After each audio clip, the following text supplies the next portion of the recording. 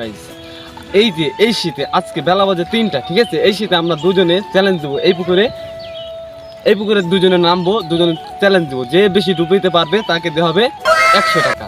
তো আপনারা চ্যালেঞ্জটা দেখেন আমরা কি করি। Ready, let's go.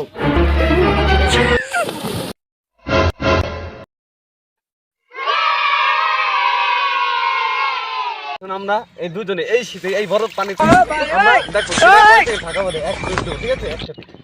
কি করে